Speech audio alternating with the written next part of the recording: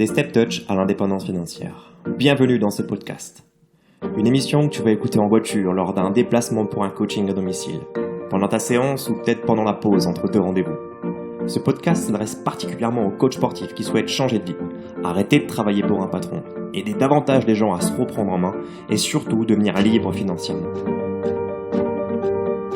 Pourquoi certains coachs sportifs, pas tous heureusement, mais pourquoi certains coachs sportifs disent que le coaching en ligne ou que les influenceurs, les youtubeurs, les instagrammeurs, ce que tu veux, pensent ou disent que c'est de la merde ou que le coaching en ligne c'est pas du coaching, que c'est pas le vrai métier, que ça dénature le métier, que ça donne une mauvaise image. Ça va être le sujet de ce podcast. Donc cet épisode s'adresse particulièrement à toi si tu es coach sportif, personal trainer, mais aussi si tu es quelqu'un d'autre et que tu es curieux en fait de vouloir écouter ce que j'ai à dire à ce sujet. Mais on va vraiment parler du coup de cette thématique. Il faut que tu sois très ouvert d'esprit pour écouter ce podcast. Si tu ne l'es pas, c'est pas grave, tu vas passer une mauvaise journée. Et si tu l'es, par contre, je pense que tu vas en tirer peut-être quelques pépites pour faire avancer ton business, parce que sache que le but de ces podcasts que tu écoutes ici, c'est de te permettre de faire du coaching en ligne, certes, mais c'est surtout de te permettre de prendre tous les raccourcis que j'aurais aimé avoir moi quand j'ai commencé le coaching en ligne pour devenir indépendant financièrement, être à mon compte. À savoir que moi j'ai mis 4 ans, donc si tu peux le faire en moins de 4 ans, je serais ravi de pouvoir t'aider. Et ce que je vais t'expliquer là en fait va peut-être te permettre de t'ouvrir les yeux sur le coaching en ligne. Bon, si tu es déjà en train d'en faire du coaching en ligne, normalement tu es convaincu que c'est efficace. Si c'est pas le cas, il faut te remettre en question. Mais si tu en fais pas encore et que tu te poses des questions, si c'est efficace, pas efficace, ou que tu as la croyance de dire que c'est de la merde, et en fait, je vais t'expliquer en fait mon point de vue et je serais ravi d'avoir le tien aussi en échange en commentaire à ce podcast ou même dans le groupe privé Facebook, on peut débattre à ce sujet. Pour moi, et peut-être que je me trompe, c'est vraiment que mon avis. D'ailleurs, ce qui est cool avec le podcast, c'est que je peux te dire ce que je pense et ça n'engage que moi. Mais ce que je pense, c'est que si les coachs sportifs disent que le coaching en ligne ou que les influenceurs ou les youtubeurs, en gros, ils font de la merde ou que c'est pas digne du métier de coach, c'est simplement parce que pour moi, je pense que tu fais du bon boulot. Si tu es coach et que tu fais du bon boulot, on va dire que tu as le sens du détail, tu es formé, tu as une expertise, tu as coaché des gens, tu as peut-être des bons résultats avec tes clients et même sur toi. Et c'est assez frustrant de voir qu'on entend des discours des fois qui sont à la mort moelleux dans des vidéos, des trucs qui sont absurdes. Et on se dit mais c'est pas possible, pourquoi ils ont des millions de followers ou pourquoi ils gagnent de l'argent en arnaquant les gens en fait. C'est des conneries ce qu'ils racontent et c'est pas du tout aligné avec tes valeurs. Et en fait je vais te donner un peu les coulisses que peut-être tu ne sais pas. Alors certains malheureusement ils sont dans une démarche clairement où ils vendent du rêve aux gens, où ils exagèrent et je pense qu'il y a toujours du bon et du mauvais partout. Mais le fil conducteur que tu peux garder en tête, c'est le suivant, c'est qu'en fait il y a une réalité aujourd'hui quand tu es coach et que c'est ton métier et que tu en vis, c'est qu'en fait c'est un travail. C'est aussi une prestation de service que tu proposes, libre à toi de l'automatiser ou pas. Et cette prestation de service, quand on te la prend au démarrage, elle est dans ce qu'on appelle le done for you, en fait, finalement, où l'échange de temps contre d'argent. Tu donnes de toi à une personne pour l'aider. C'est le but d'un service. Le problème avec ça, c'est que tu es très vite limité quand même par rapport à un nombre de clients ou au nombre d'heures dans la semaine que tu peux avoir. Et ce que je veux dire par là, c'est que le digital aujourd'hui, si tu veux, c'est essentiel pour le développement de ta société. On le voit en passant les phases de crise, toutes les sociétés qui sont en ligne cartonnent. Si toi, tu n'es pas aujourd'hui en ligne, pose-toi la question, pourquoi tu n'es pas en ligne en fait? Si c'est par manque de connaissances, par ego, ce que tu veux, ou parce que tu t'y intéresses pas. Mais ne me sors pas l'excuse du contact humain, quoi, parce que franchement, on n'a jamais eu autant de connexion aujourd'hui avec les humains en passant par les réseaux sociaux qu'en présentiel. Je veux dire, quand les gens ils vont bouffer au resto, le premier truc qu'ils font, c'est qu'ils prennent leur bouffe en photo et ils l'envoient sur Instagram. Je veux dire, il n'y a même plus de relation humaine directe, tu vois. Et dans le coaching, c'est un peu pareil. Donc peut-être tu es en direct avec ton client, mais quand tu regardes les abonnés d'une salle de fitness, ils sont tous sur les réseaux sociaux pour partager ce qu'ils font. Donc bon, pourquoi ne pas être toi aussi directement dans leur smartphone pour les aider à les coacher? Bon, je ne lance pas le débat pour savoir si c'est mieux le coaching en ligne que le coaching en présentiel. Le débat que je lance, c'est pourquoi dire ou pourquoi critiquer les influenceurs, pourquoi critiquer le coaching en ligne, pourquoi en fait certains coachs l'ont mauvaise contre ces disciplines ou ces activités un peu dérivées. En fait, je vais donner mon point de vue. Mon point de vue, c'est qu'en fait, tu ne maîtrises pas les clés fondamentales, je sais pas, enfin on s'en fout, t'as compris, du business. Alors, au-delà de la philosophie du business qui est d'apporter vraiment des résultats à tes clients, de changer leur vie, blabla, c'est surtout que, en fait, quand tu es coach, il y a une sorte de ligne principale qui vient couper en fait ton univers en deux parties. Tu as une partie à gauche, une partie à droite. Rien à voir avec la politique, ok, je rentre pas dans ce débat. La partie à gauche, c'est la partie qui est ton travail, ton expertise, ton coaching. Ok, c'est comme ça que tu vas coacher les pratiquants, prise en charge du pratiquant, technique d'entraînement, la nutrition si tu as envie de faire de la nutrition, enfin bref, ton expertise. Et à droite, tu as la partie que tu connais pas, ou tu penses connaître, ou tu te dis c'est au talent, ou j'ai pas besoin, enfin bref, je sais pas quelle est ta croyance sur ça, c'est le marketing, la communication, la vente, la prospection, toutes ces choses-là. Ça, tu connais pas. Et en fait, ce qui se passe, c'est qu'aujourd'hui, quand tu es un expert, je vais te donner l'expertise de la perte de poids, par exemple, tu es focalisé sur ça, ou du moins tu as décidé de faire un business autour de la perte de poids, et ben en fait, ce qui se passe, c'est que la plupart des gens, ils rêveraient peut-être d'avoir la taille fine, des abdos, le six-pack, peut-être et moins de culottes de cheval. Il y en a, elles veulent des plus gros bouts, un plus gros cul, mais sans pour autant prendre de la graisse. Elles veulent pas avoir les cuisses qui se touchent. Il y a les mecs qui veulent des abdos, ils veulent des pecs, mais ils veulent pas le bite qui sort. Voilà, il y a plein d'idées reçues sur ça. Et en fait, ce qui se passe, c'est que quand tu es un expert, tu as envie de sauver les gens, de les aider. Tu as envie de leur dire la vérité. La vérité, c'est quoi ? C'est pas possible. Enfin, les régimes, ça marche pas. Ou ça va être d'expliquer des principes d'entraînement. Ça va être d'expliquer des principes de récupération. Ça va être d'expliquer des méthodologies. Ça va être en fait de te bagarrer contre les croyances du grand public. Et les croyances du grand public, c'est quoi ? Je vais donner un exemple, ce qui m'est arrivé à moi, comme ça je touche personne. Mais ce qui m'est arrivé à moi, c'est que je suis gérant d'une box CrossFit. Ok ? Pendant 3 ans, j'ai essayé moi j'adore le CrossFit dans le concept de l'entraînement. Ok, tout l'univers compétition, machin, c'est un truc ça m'intéresse pas du tout.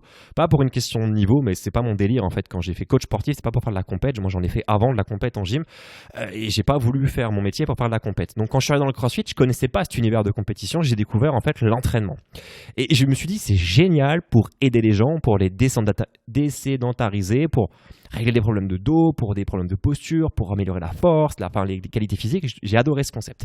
Et en fait, je me suis battu. J'ai lancé donc ma box, j'ai ouvert mon truc. Je me suis bagarré pour avoir une approche CrossFit très accessible, très grand public, très facile d'accès, avec une pédagogie ludique, avec quelque chose qui rendait le principe communautaire très haut, très poussé, en mettant des exercices qui étaient du CrossFit, mais sans pour autant te mettre la pression à t'imposer à lever des charges, à chercher une performance, à te concurrencer, à te performer. Je n'étais pas là-dedans. Et en fait, en faisant ça, je me suis pas mal de gens ados en fait qui n'avaient pas compris ma démarche et qui cherchaient pas à la comprendre et pire encore, qui par jalousie voulaient m'écraser. Donc tu es un peu tout seul dans ces cas-là. Et en fait, ce qui s'est passé, c'est que je me suis bagarré à vouloir faire en sorte que le CrossFit, qui a une image différente, elle est médiatisée aujourd'hui par CrossFit, même plus maintenant par Reebok, mais elle l'était avant, un peu comme un sport élite dans lequel les mecs ils se foutent torse nu, ils sont gaulés comme pas possible, ils lèvent des pneus, des barres d'haltéro très lourdes, les gonzesses elles ont 3 épaules, enfin tu vois ce que je veux dire, c'est des choses qui, alors attention je critique pas les athlètes loin de là, et enfin c'est pas une question de valeur, mais quand tu vois ça à la télé, tu montres ça à Monique 40 ans, elle voit ça, elle fait mais t'es malade ou quoi, c'est pas pour moi. Et moi, ce que j'ai essayé de faire, c'était de dire à Monique, mais attends, si au contraire, si tu te mets au CrossFit, ça va changer ta vie, tu vas avoir une meilleure condition générale, etc. Je me suis battu contre ça, en fait. Et en fait, je nageais à contre-courant. Je nageais à contre-courant, même si j'avais raison, parce que effectivement, la Monique, ça l'aurait aidé de faire du CrossFit. Pour ton dos, ça t'aurait aidé à soulager les problèmes de dos. Pour des seniors, ça t'aurait aidé à te réathlétiser. Mais je me suis bagarré, en fait. Je me suis fatigué. Et donc, jusqu'à ce que je réalise que il fallait communiquer CrossFit pour CrossFit, et après, ça glisse tout seul. Faut pas faire du contre-courant. Donc quand tu es coach et que tu vois en fait des youtubeurs, des influenceurs, des coachs à succès, quand je dis succès, c'est en termes de notoriété, même de chiffre d'affaires. D'ailleurs, tu as des coachs qui se tapent des 10 millions, 3 millions, 4 millions de ce que tu veux l'année, donc c'est intéressant. Et quand tu les vois en fait faire leur contenu, tu te dis mais c'est des brels en fait, ils représentent rien. Alors déjà, essaie de comprendre leur carte du monde. En fait, ce que tu vois, c'est pas leur travail. Ce que tu vois, c'est pas la ligne à gauche, la ligne à droite, c'est leur marketing, c'est leur communication. Et je peux te garantir qu'ils sont meilleurs que toi à ce sujet-là. Donc, la première chose, c'est juste ouvre-toi au monde, découvre de quoi il s'agit. Mais ce que tu vois, tant que tu n'es pas client et que tu n'as pas acheté et consommé ce que tu as acheté, parce qu'il y a des gens qui achètent sans consommer, tu ne peux pas juger ou dire que c'est de la merde. Achète, analyse et après juge. J'en ai acheté plein des programmes des coachs sportifs en ligne. Je peux te garantir qu'en grande majorité, j'ai été agréablement surpris. Des fois aussi très déçu, ok, mais souvent, je suis agréablement surpris. Pourquoi ? Parce qu'en fait, le contenu est là. Ce qui est paradoxal, c'est que dans le marketing, dans ce que tu vois sur les réseaux sociaux, Instagram, Facebook, enfin tout ça, c'est qu'en fait, on va te dire perte de gras, hit 5 minutes, gras sur le bide, abdos fessiers d'enfer, on va te dire le boule qui chamboule, prenez des pecs en 3 jours, on va te dire tout ce que les gens veulent entendre. Transformer le gras en muscle avec 3 exercices, les 3 aliments qui vont vous faire mincir dès demain. Avec ce genre de promesses, ce genre de slogan, ce genre d'accroche, où on va justement en fait te mettre ça en avant. En fait, tu te dis mais c'est pas possible, ils racontent de la merde, qu'est-ce qu'ils font, et pourtant ça marche. Mais en fait, c'est ce que les gens ils veulent entendre.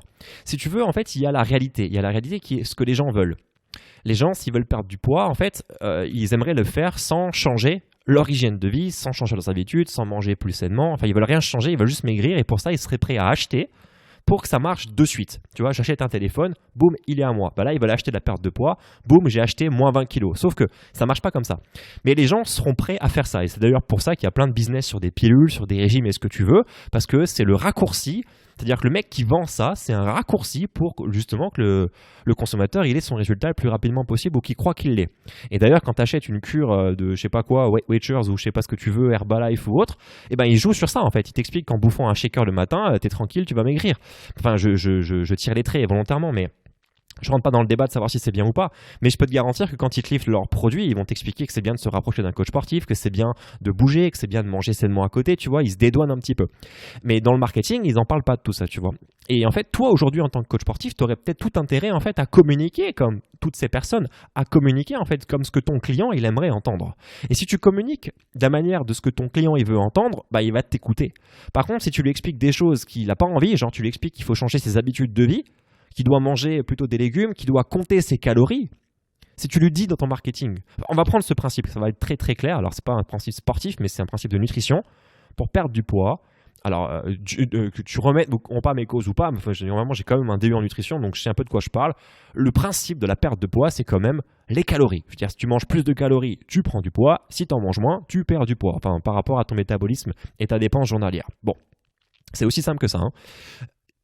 Il y a de tout sur Internet. Tu vas trouver des coachs qui vont te dire « Ah, on s'en fout des calories, on compte pas, ne vous prenez pas la tête avec ça, mangez sainement, on reparle de ci, on se fait des recettes, on se fait plaisir, mes recettes forever, ce que tu veux. » On parle pas de calories. Alors qu'en réalité, si tu veux que ça marche, je veux dire, à un moment donné, il faut quand même, il faut les compter ces calories, au moins une fois pour que tu prennes conscience, si tu veux que ça soit efficace. Certains vont me dire « Ah non, c'est pas vrai et compagnie. » Bon, ok. J'ouvre pas le débat sur ça. Enfin, si tu veux débattre, c'est avec plaisir, mais c'est pas là où je vais t'emmener sur ce podcast. Donc tu vas avoir le clan des gens qui vont te dire ce que les gens veulent entendre, parce que les gens ça les fait chier de compter les calories, de peser, de mesurer ce que tu veux, mais pourtant quand tu regardes ceux qui ont les meilleurs résultats, c'est ceux qui pèsent et qui contrôlent et qui mesurent ce qu'ils bouffent. Et t'as le clan de ceux qui vont justement dire non, il faut mesurer, il faut quantifier, il faut faire ci, il faut télécharger Yuka, enfin tu vois, il y a ce clan là. Eh ben, je peux te garantir que le grand public, et ça c'est mon expérience qui te parle, le grand public ne veut pas entendre qu'il faut calculer, parce que ça fait chier. Donc si toi dans tes vidéos t'expliques qu'il faut calculer, je peux te garantir que tu auras beaucoup moins d'audience, tu feras moins d'audimat que les autres qui te disent qu'il ne faut pas compter, qu'on peut perdre du poids facilement.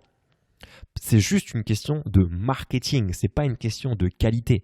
Et je peux te garantir que ceux qui respectent ces principes de marketing, non seulement ils gagnent plus d'argent que toi, mais en plus ils aident plus les gens que toi. Pourquoi ? Parce que les gens qui ont entendu ton message et qui pensent que tu parles comme eux, ils vont te faire confiance.